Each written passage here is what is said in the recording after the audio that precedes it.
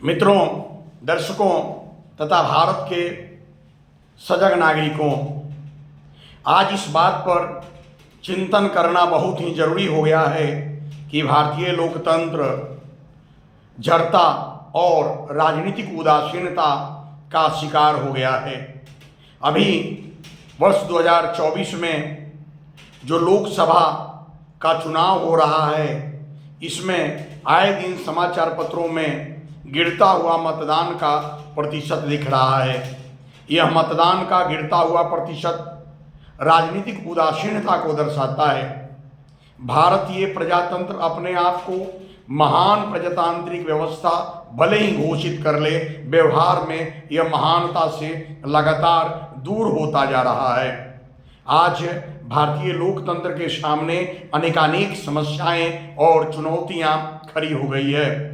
भारतीय लोकतंत्र में पहले भी और आज भी पूंजीवादी व्यवस्था का अधिकाधिक प्रभाव बढ़ता जा रहा है। यह लोकतंत्र मुट्ठी भर अमीर लोगों का खिलौना बनता जा रहा है। कुछ चंद परिवार के लोग जो है इस लोकतांत्रिक व्यवस्था का आनंद ले रहे हैं और आम लोग जो है उनका तमाशाबीन बने हुए हैं।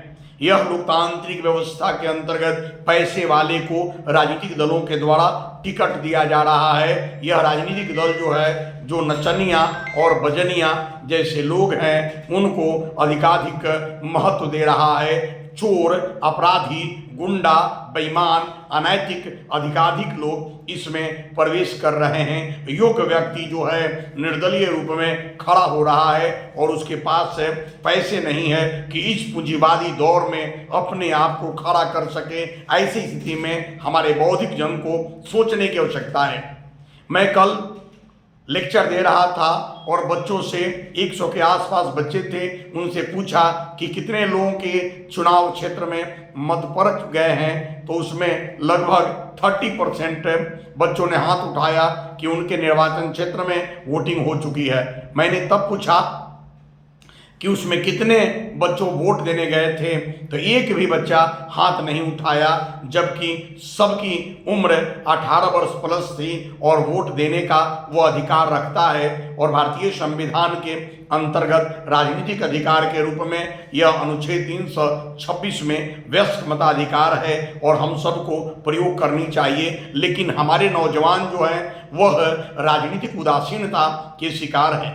वह मोबाइल में नकारात्मक तस्वीर देखने में, व्यवस्था देखने में, क्रिकेट में और यह शराब के नशे में और अन्य प्रकार की प्रवृत्तियों में इस कदर अधिकाधिक लोग रम गए हैं कि उनको भारतीय लोकतंत्र का स्वरूप नहीं दिखता।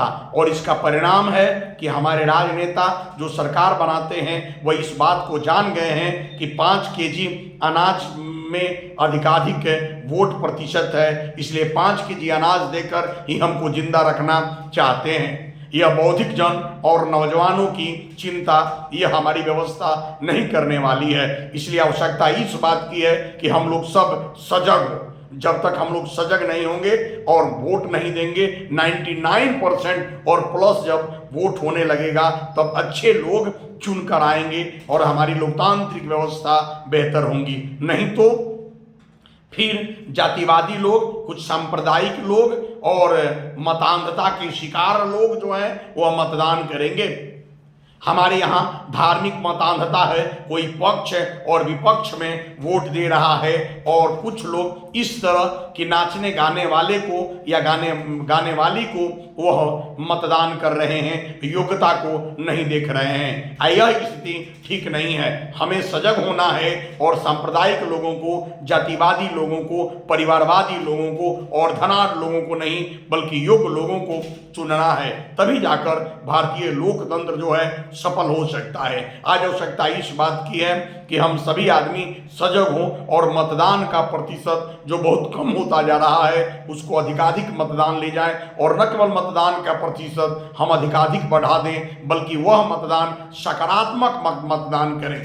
जब हम धार्मिक मतअंधता के आधार पर किसी का समर्थन या किसी का विरोध करते हैं, या फिर पैसे ले देकर धन के प्रभाव में मतदान करते हैं, जातिवादी, क्षेत्रवादी या अन्य संकीर्णता के प्रभाव में अगर हम मतदान करते हैं तो सकारात्मक मतदान नहीं हो। इसलिए मेरा अनुरोध है, और यह लोकतंत्र के लिए आवश्यक भी है, कि न केवल मतदान का प्रतिशत बढ़नी चाहिए बल्कि सकारात्मक मतदान होनी चाहिए। अगर जिस रूप में आत्म केंद्रित व्यक्ति होता जा रहा है और व्यक्ति चुनाव और राजनीतिक प्रक्रियाओं से अपने आप को दूर कर रहा है, राजनीतिक व्यवस्था को, राजनीति को गलत मानकर अच्छे लोग इसे दूर होते जा रहे हैं, यह लोकतंत्र के लिए ठीक नहीं है। भले अपने आप को हम अमेरिका के साथ जोड़कर महान लोकतांत्रिक देश बता दें, लेकिन हमारा लोकतंत्र लोकतांत्रिक मूल्यों से लगातार दूर होता जा रहा है। मैं राजनीतिक दलों से यह अनुरोध करता हूं कि आप योग्यता को परखें और योग्य व्यक्ति को अपना प्रत्याशी बनाएं, और जो योग्य है, भले गरीब हैं और सही है प्रतिबद्ध, वैसे लोगों को आपको प्रत्याशी बनाने की आवश्यकता है। और हम सभी आदमी को इस मनोवृत्ति में खड़ा होने की आवश्यकता है। यदि आप राजनीतिक व्यवस्था से संतुष्ट नहीं हैं तो ऐसा भी विकल्प निर्वाचन आयोग ने दे दिया है कि जो किसी भी प्रत्याशी का नहीं है तो वह भी नॉन ऑफ दीज वाले जो विकल्प हैं उसको आप दबाएं, और इससे स्पष्ट संदेश जाएगा कि अधिकाधिक लोग जो हैं यह मतदान व्यवस्था और प्रत्याशी से संतुष्ट नहीं है, इसलिए नोटा पर भी वोट आप दे सकते हैं। इसलिए प्यारे देशवासियों, यदि और नौजवानों 18 वर्ष से लेकर 45 वर्ष 50 वर्ष तक के लोगों, आप सतर्क हो जाओ, नहीं तो यह बूढ़े लोग जो हैं तुम्हारी राजनीतिक व्यवस्था को खा जाएंगे। यह न्यूनतम एज है, यह एज है कि 60 वर्ष 65 वर्ष तक आप सेवा करेंगे, लेकिन राजनीति में 80 वर्ष तक और 90 वर्ष तक राज्यपाल बनने का कोई एज नहीं है। और बूढ़े लोग जो हैं यह पूरी व्यवस्था को वह समाप्त कर देंगे।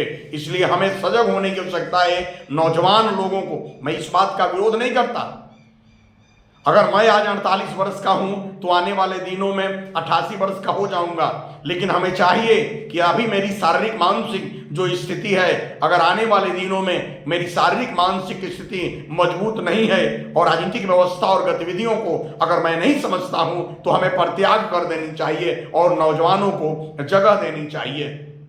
मैं बता रहा हूं, पिछले 24 साल से मैं अध्यापन में हूं। पहले जिस रूप में मैं 10-10 घंटा लेक्चर देता था, आज 6 घंटा लेक्चर दे रहा हूं और अपने आप को कभी कभी लेक्चर देते हुए कमजोर महसूस करता हूं। तो मेरी क्षमता जो 22 वर्ष 24 वर्ष में थी, आज 44-48 वर्ष में नहीं है। इसलिए राजनीतिक व्यवस्था में जो नियम निर्माण करने वाले हैं, जिनकी राजनीतिक बुद्धिमत्ता चाहिए, उनकी बुद्धिमत्ता कहां से आ जाती है?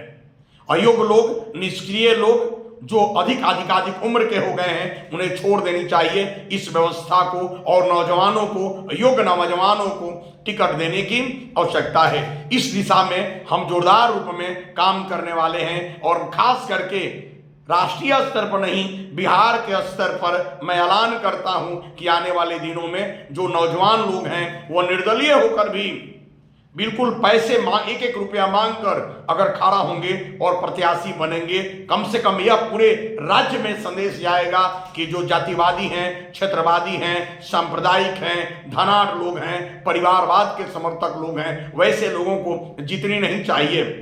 जब विकल्प की तलाश होती है तो अपने निर्वाचन क्षेत्र में लोग कहते हैं एक यह है नहीं तो वह है। मैं किसी का नाम नहीं ले रहा हूं, लेकिन बिहार में मुख्यमंत्री की बात आती है तो इसके बाद यह दिखते हैं वह दिखते हैं। क्यों? बहुत ऐसे नौजवान हैं, योग्य हैं, ईमानदार हैं, जिन पर अभी तक का किसी प्रकार के आरोप नहीं लगे हैं। वैसे लोगों को ही राजनीति में आने की आवश्यकता है। स्वच्छ लोगों को राजनीति में, ईमानदार योग्य लोगों को, प्रतिष्ठित लोगों को राजनीति में आने की आवश्यकता है। वैसे लोग जो नकारात्मक लोकप्रियता, गंदे गीत गाकर या अन्य पक्षों में लोकप्रियता हासिल किए हैं, ऐसे लोगों को मतदान न करने की आवश्यकता है। इसलिए हमारे यहाँ मतदान की प्रतिशत बढ़ाने की आवश्यकता है, और न केवल मतदान की प्रतिशत बढ़ाने की आवश्यकता है बल्कि वह प्रतिशत सकारात्मक प्रतिशत के रूप में होनी चाहिए, सकारात्मक मतदान होनी चाहिए। न तो भारतीय लोकतंत्र आज और कल जो जड़ता और उदासीनता, राजनीतिक उदासीनता दिख रही है, पूरे भारतीय लोकतंत्र का गला घोंट देंगी, और यह लोकतंत्र कुछ परिवारों का और धनाढ़ लोगों का, अपराधी लोगों का, इस प्रकार के प्रवृत्ति वाले लोगों का खिलौना बनकर रह जाएगा।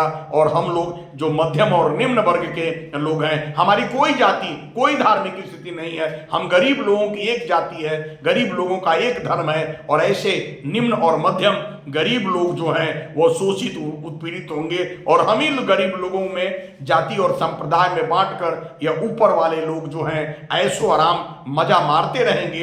इस लोकतंत्र में कुछ वर्ग विशेष जो मजा मार रहा है, इसको रोकने की आवश्यकता है, और लोकतंत्र को वास्तविक लोकतंत्र में तब्दील करने की आवश्यकता है, जहां हर कोई बराबर होगा, कोई भी भेद नहीं होंगी। ऐसी व्यवस्था के लिए जरूरी है कि हम सजग हों, अपने मताधिकार का हम प्रयोग करें, और नौजवान जो 18 से लेकर 50 वर्ष की उम्र तक के लोग हैं वह अनिवार्य रूप में मतदान करें, और इतना अधिक सकारात्मक मतदान करें कि हमारी राजनीतिक व्यवस्था आने वाले दिनों में नौजवानों की रोजगार, नौजवानों की इच्छा और नौजवानों के उचित महत्व दें, और यह निष्क्रिय जो बुढ़े लोग हैं हमारे राजनीतिक व्यवस्था से हटें, और नौजवान सक्रिय योग्य के हाथ में हमारी राजनीतिक व्यवस्था है, तभी हमारा लोकतंत्र जो है वह नौजवान होगा। इसलिए लोकतंत्र को नौजवान बनाए रखने के लिए व्यापक मतदान की आवश्यकता है, और मैं आपसे अनुरोध करता हूं